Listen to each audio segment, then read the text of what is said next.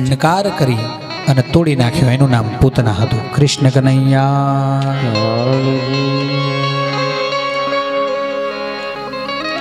બાલઘાતીની પૂતનાનો ભગવાને ઉદ્ધાર કર્યો છે. કંસને ખબર પડી. વારા ફરતી આમાં એવું છે, એક એક રમકડું આવતું ગયું છે. પણ એ જે રમકડાઓ છે ને, જે રાક્ષસો છે ને, ભગવાન માટે રમકડા. હું હમણાં જો અહીંયા ક્યાંક કેવી રીતે પ્રગટ થાય તો બધું મૂકીને ભાગવું પડે. હા, એની અંદર ભાર વધારવા લાગ્યો અને ગાડાને નીચે નીચે દબાવવા લાગ્યો છે. ભગવાને જોયું કઈ વાંધો નહીં, કે થોડી વાર રમવા દો એને. અડધાક વેંત જેટલું ગાડું નીચે ગયું. ભગવાન નીચે અડું થઈ રહ્યા છે ને ત્યાં જો કે ધરતીને એવી ઈચ્છા હતી કે નીચે અડે, પણ ભગવાન કે હજી વાર છે.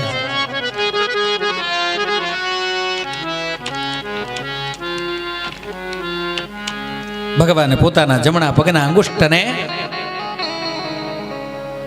ઈચ્છા માત્રથી ઊંચો કર્યો અને એનો સ્પર્શ, અંગુષ્ઠનો સ્પર્શ માત્ર શકટ એટલે ગાડા એની અંદર ભરેલું મહી અને અસુર બધાય અંતરિક્ષમાં, અને પછી ધીરે ધીરે પડવા લાગ્યા છે. પણ ભગવાન ઉપર કંઈ પડ્યું નહીં.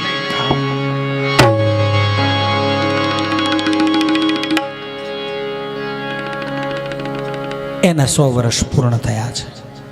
પણ એ ધડાકો ભગવાને કર્યો તો આ બધાની નજર ખેંચવા માટે થઈને કે મને મૂકીને આવ્યા તરત શું થયું ખબર નથી, કંઈ થયું. પણ લાલાને લઈ લો, પહેલા લાલાને લઈ લો, એમ કરીને બધાએ પોતાની સાથે પછી જે નાચ્યા કૂદ્યા એ ઠાકોરજીને લાલાને સાથે રાખીને. એટલે ભગવાન કે મને ભૂલી જશો?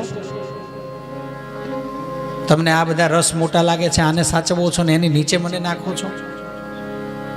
બધાય રસ ઉપર હતા. દૂધ, દહીં, ઘી, માખણ આ બધા રસ ઉપર હતા. નીચે ભગવાન. મારા કરતા ઉપર રસ. હું જ રસરાજ છું, હું જ રસાધીશ છું, હું જ રસમય છું. અને રસો વૈ સહ એ વેદાંતિઓનો રસ પણ હું અને માત્ર હું જ છું. એવો ભાવ ભગવાને ત્યાં પ્રગટ કર્યો છે. તૃણાવર્ત આવ્યો છે. ચક્રાવર્તી ભ્રમયતે તન્નામ તૃણાવર્ત.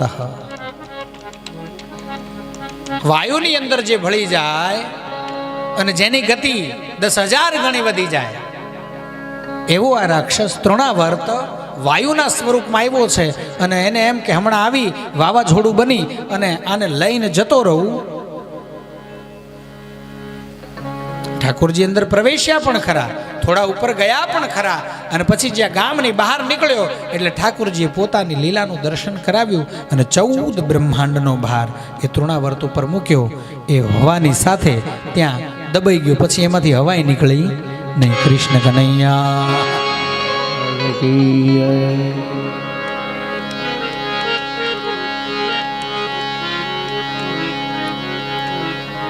એ પછી ભગવાનનું નામકરણ સંસ્કાર થયો છે.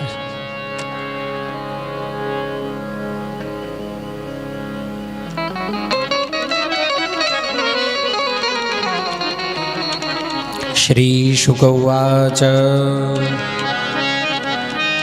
ગર્ગઃ પુરોહિતો રાજન યદૂનાં સુમહાતપાઃ વ્રજં જગામનંદસ્ય વસુદેવ પ્રચોદિતઃ.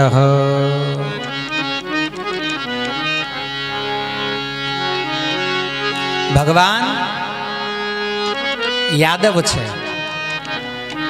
યદુકુળની અંદર જન્મ્યા છે વસુદેવ અને દેવકી થકી. અને અહીંયા નંદ બાબાને એ આ હીરો છે. અને આ નંદ બાબાને જે આ હીરો છે એમના જે કુલ પુરોહિત એટલે ગોરભા, એમના ગામના ગોરભા, એમનું નામ શાંડિલ્ય મહર્ષિ છે. અને એ ગામત્રે ગયા છે અને અહીંયા નામકરણ સંસ્કાર કરવાનો છે. એટલે વસુદેવજીને ખબર પડી એટલે વસુદેવજીએ મથુરાથી યાદવોના કુલગુરુ, યાદવોના પુરોહિત, એમના ગોરભા એટલે ગર્ગ મહારાજ, ગર્ગાચાર્યજી પરમ ઋષિ છે.